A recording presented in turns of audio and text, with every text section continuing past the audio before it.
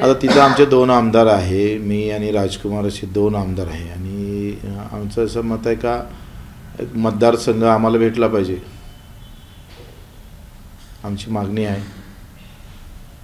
सध्या. पण तो तिथल्या खासदार जे आहेत त्या नवनीत राणा त्यांनी आमच्याकडून लढावं, तो त्यांचा प्रश्न नाही, तो मतदारसंघ आम्हाला द्या.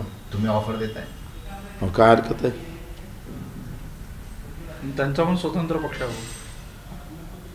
आता ते BJPतून लढतात का स्वतंत्र स्वाभिमानी लढतं ते माहीत पडेल की राष्ट्रवादीतून असा प्रश्न. राष्ट्रवादीतून ते लढणार नाही आता, कारण एकंदरीत वाटचाल ही भाजपातूनच लढेल असं वाटतं. माझं असं म्हणणं आहे त्यांनी स्वाभिमानीतून लढावं, प्रहार स्वाभिमान युतीनं लढावं. केवळ अमरावतीच की आणखी कुठल्या जागांवर तुमची तुमचा दावा आणखी कुठल्या जागांवर अमरावती शिवाय? तेच आता कसं आहे, लोकसभा आम्हाला फार जास्त उत्सुकता नाही आहे. आम्ही लोकसभेच्या माध्यमातून विधानसभा कसं सर करता येईल तो आम्ही प्रयत्न करू. असं आहे की बच्चू कडूंनी जे बोलले, मला असं वाटतं मी त्यांचे धन्यवाद मानेन की त्यांनी अशा प्रकारे ऑफर दिली. अनेक बावनकुळे साहेबांनी सुद्धा बोलले होते, त्यांचे मी धन्यवाद मानले होते. पण सगळ्यांना आपापला महायुती धर्म पाळावा लागेल. ज्या पद्धतीनं आपण महायुतीमध्ये सगळे काम करतो, आज भाजप हा सगळ्यात मोठा पक्ष आहे, एकनाथजी शिंदे आहे, अजितदादा पवार आहे, RPIचे रामदासजी आठवले आहे. रामदासजी आठवलेंनी जसं सांगितलं 2 दिवसाआधी की नवनीत राणाला माझा पाठिंबा आहे.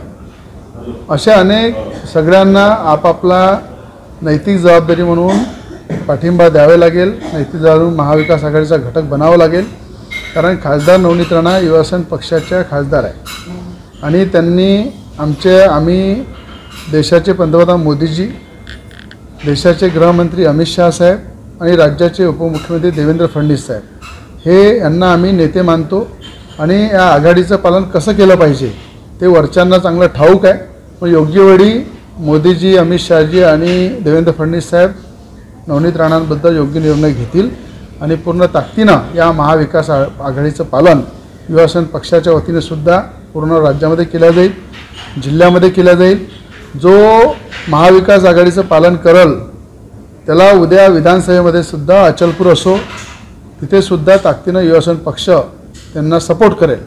पण याच्यामध्ये कुठल्या प्रकारचं जर राजकारण झालं तर आज जर खासदार नवनीत राणा खासदारकीसाठी उभे आहे, महाविकास आघाडीचे सगळे घटक काम करत आहे, एखादा घटक जर कुठे वाकडा चालत आहे त्याला सरळ करण्याचं सुद्धा यंत्रणा ह्या विधानसभेमध्ये आम्ही दाखवू.